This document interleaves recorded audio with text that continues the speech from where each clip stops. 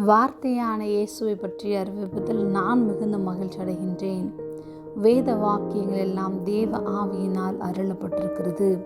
2 தீமோத்தேயு 3 16 மற்றும் 17 வசனங்கள்.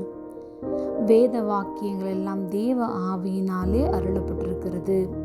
தேவனுடைய மனுஷன் தேறினவனாகவும் எந்த நற்கிரியும் செய்ய தகுதி உள்ளவனாகவும் இருக்கும்படியாக அவைகள் உபதேசத்துக்கும் கடிந்து கொள்ளுதலுக்கும் சீர்திருத்தலுக்கும் நீதியை படிப்பிக்குதலுக்கும் பிரயோஜனம் உள்ளவைகளாய் இருக்கிறது.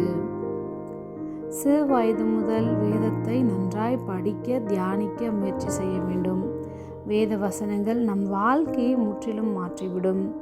வேதாகம் என்பது தனிநபர் சொல்லி எழுதப்பட்ட வாக்கியங்கள் அல்ல. இவை யாவும் பரிசுத்த ஆவியானவர் துணையோடு எழுதப்பட்டவைகள். நம் வாழ்க்கையில் நமக்கென்று வைத்திருக்கின்ற நோக்கத்தை, திட்டத்தை அறிந்து கொள்வதற்கு ஒவ்வொரு நாளும் நம்மோடு பேசுகின்ற ஜீவனுள்ள வார்த்தைகள் நிறைந்தது. காலேஜில் போய் படித்தா ஒரே ஒரு கல்லூரி படிப்பை மட்டும்தான் நாம் கற்றுக்கொள்ள முடியும்.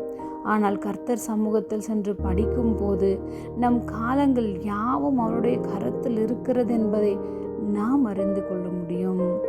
நாம் தேறினவர்களாகவும் ஜெயம் கொண்டவர்களாகவும் வாழ வேண்டுமானால் வேதத்தினுடைய வார்த்தைகள் நம்மை சீர்படுத்த, ஸ்திரப்படுத்த, பலப்படுத்த, நிலைநிறுத்த, நம்மை நல்வழிப்படுத்துவதற்கு நம்மை நாமே விட்டு கொடுப்போம். எந்த காரியங்களையும் செய்ய தகுதி உள்ளவர்களாகவும் மாறிவிடுவோம். ஜெபம். அன்பின் பரம தகப்பனே, எப்பொழுதும் எங்களோடு கூட இருக்கிறவராகவே இருக்கிறவரே, நாங்கள் தேறினவர்களாகும்படி உம்முடைய வார்த்தைகள் எங்களுக்கு உதவி செய்கிறதற்காகவும் நீதியை படிப்பதற்கு பிரயோஜனம் உள்ளவர்களாய் இருப்பதற்காகவும் நாங்கள் நன்றி செலுத்துகிறோம். இயேசுவின் நாமத்தில் பிதாவே, ஆமேன்.